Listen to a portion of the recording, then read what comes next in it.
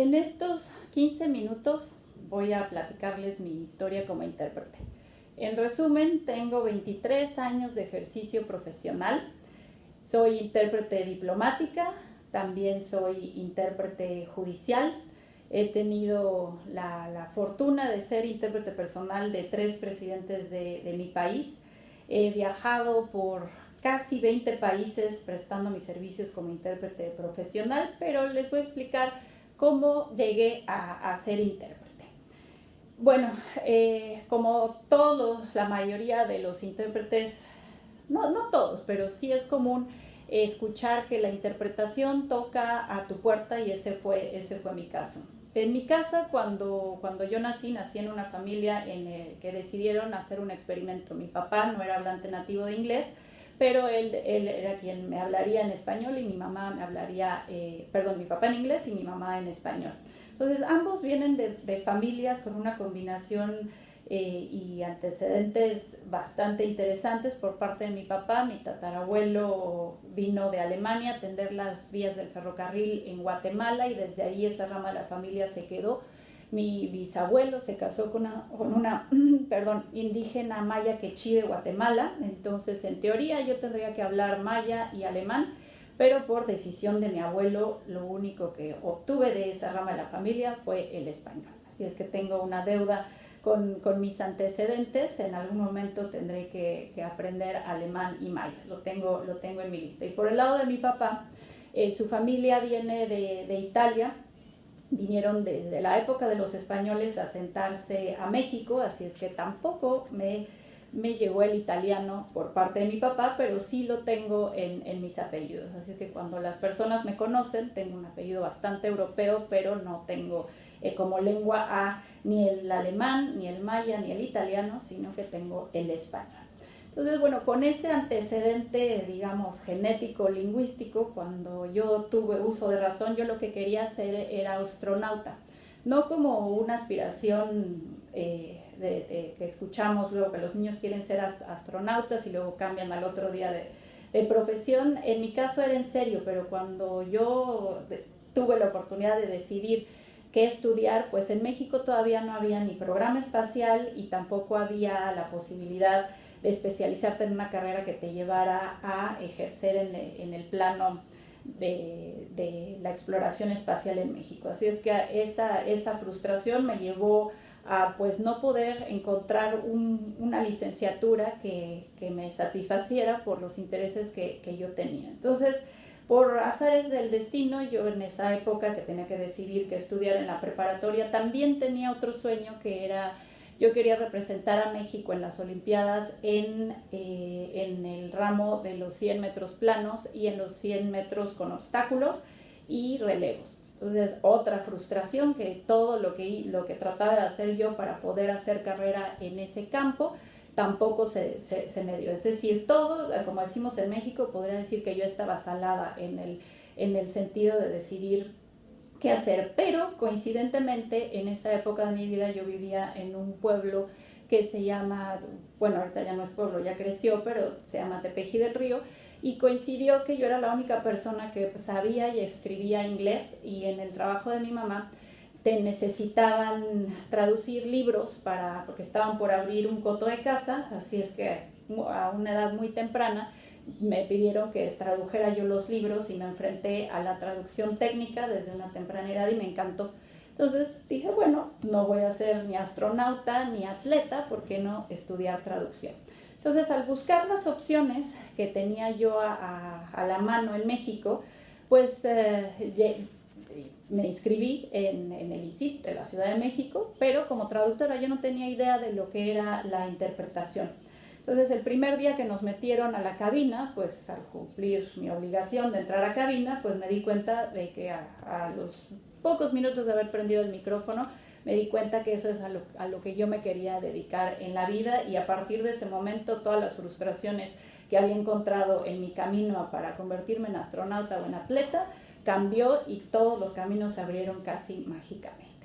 Entonces, eso me llevó a que, y bueno, les quiero platicar mi primera interpretación, que fue una interpretación voluntaria.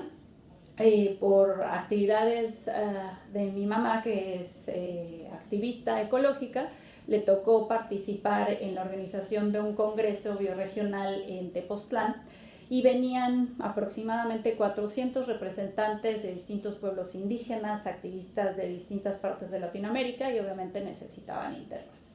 Entonces me pidieron, ¿por qué no organizas un grupo de tus compañeros de la escuela y nos vienen a ayudar con la interpretación? Y eso fue lo que hice. Entonces, la primera vez que se solicitó un intérprete, dijeron, bueno, necesitamos un intérprete que trabaje en consecutiva. Todo mi grupo de amigos que había y compañeros que estábamos ahí para ayudar en la interpretación, al escuchar consecutiva, salieron corriendo y la única que se quedó ahí fui yo. Entonces me mandaron a hacer la interpretación entre el jefe de una tribu del norte de Estados Unidos y de Canadá, con la mujer más anciana de Tepoztlán. Entonces, pues yo, después de haber cursado pues mis primeros años de la carrera, esto fue justo a la mitad de mi carrera, pues yo me sentía preparada y con las pues ínfulas que tiene uno cuando empieza. Yo pensé que lo podía hacer todo y nada en mi camino me iba a representar un obstáculo, hasta que me vi entre estas dos personas, la mujer más anciana de Tepoztlán y este jefe de una tribu de los indios originarios de los Estados Unidos, y lo primero que hizo la señora fue presentarse y ofrecerle a este señor un taco de aguacate. Entonces yo lo que hice, sir, here is an avocado taco for you. Entonces se voltea el jefe de la tribu y le dice, no sé ni qué es un taco ni qué es un aguacate.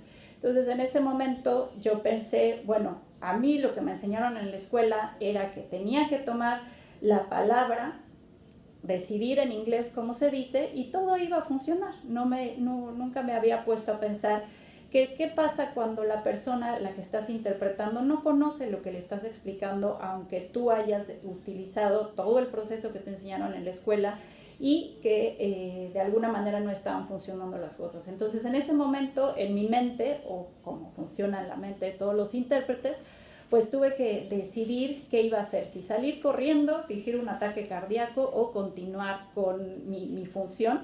Y decidí en ese momento, bueno, ¿qué es lo más ético? Yo ya hice lo que me dijeron. Aquí las reglas que me enseñaron en la escuela no están funcionando, entonces, bueno, vamos a ayudarles a que se comuniquen las personas.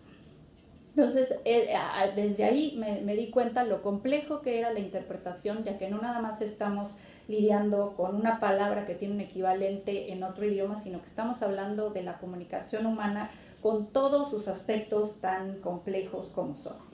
Entonces, desde ahí empezó mi camino como intérprete. Posteriormente, gracias al apoyo de muchos colegas que me fueron recomendando y igualmente con la buena suerte que acompaña a la carrera de todos los intérpretes, mi primer trabajo ya remunerado fue un trabajo en una refinería en la instalación de una turbina a gas, en donde pasé casi 6 meses interpretando para los ingenieros que tenían que construir esa turbina. Posteriormente me desempeñé en muchos movimientos sociales, trabajé para muchas ONGs, digamos, habrán sido como unos 7 años.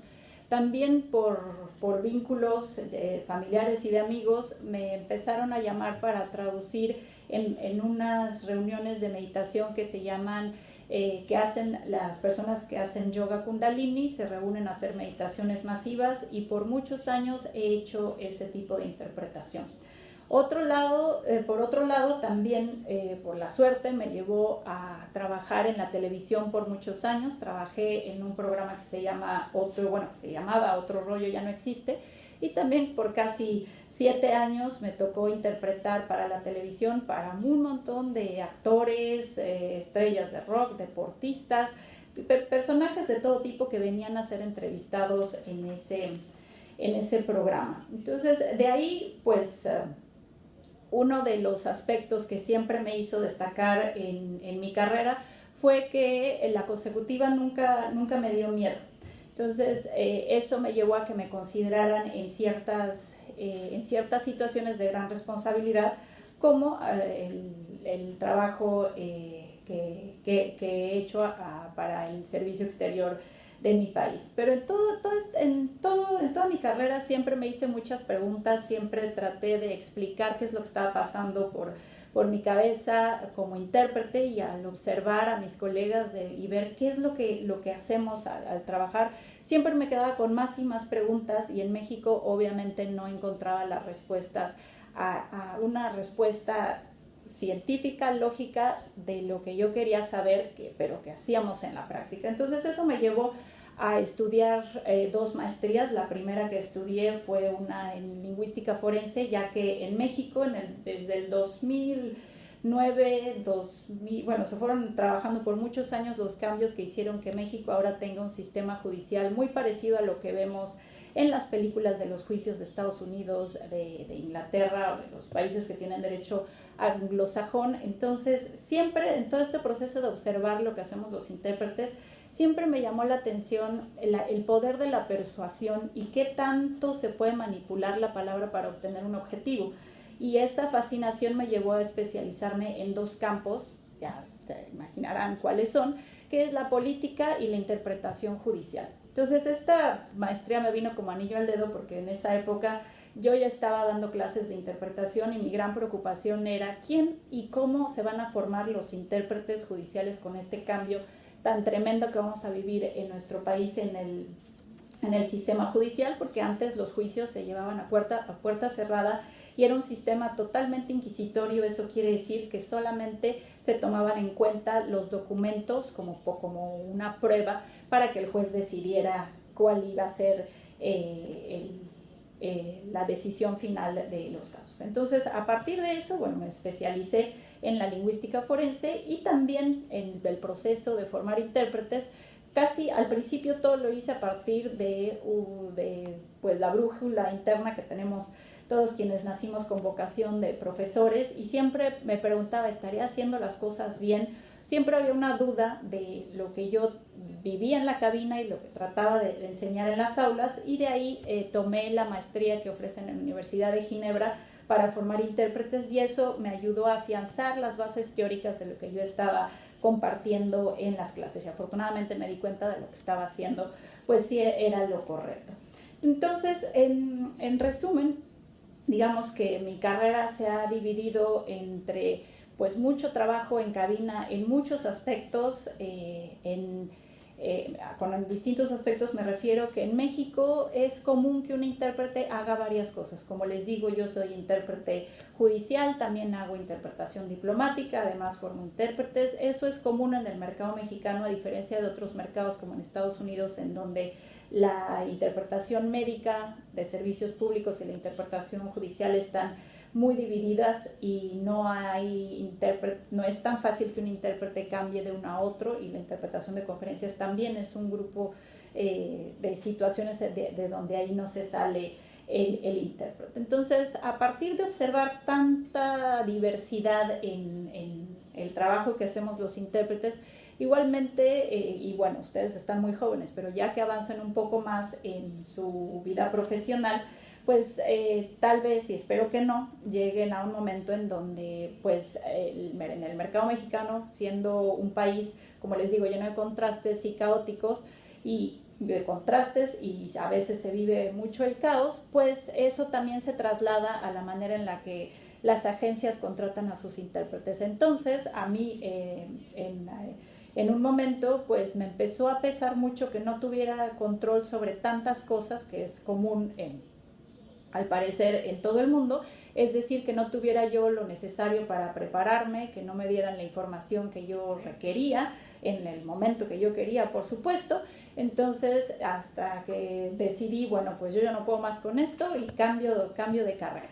Pero coincidió con que estaba estudiando yo la maestría en formación de intérpretes en la Universidad de Ginebra, y decidí, ¿por qué no dedicar mi tema de tesis a la preparación del intérprete y ayudar a mí primeramente, y después compartirlo con los colegas, a establecer una manera de prepararnos sin tanto estrés y poder reducir lo más que se pueda esa tensión que yo había vivido en los primeros años de mi carrera, y afortunadamente esa crisis profesional que viví hace algunos años la pude traducir en un método de preparación en donde el intérprete puede analizar la complejidad de la comunicación humana a partir del análisis de algunos aspectos, y en eso versó mi tesis. Y a raíz de ese producto, que bueno, es un requisito que uno tiene que cumplir cuando toma una maestría, pues me ha servido mucho en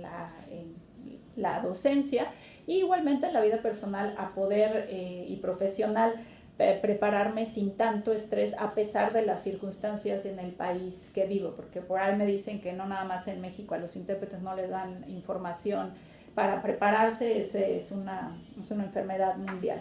Pero bueno, creo que ya me pasé del tiempo que requeríamos para la práctica en español.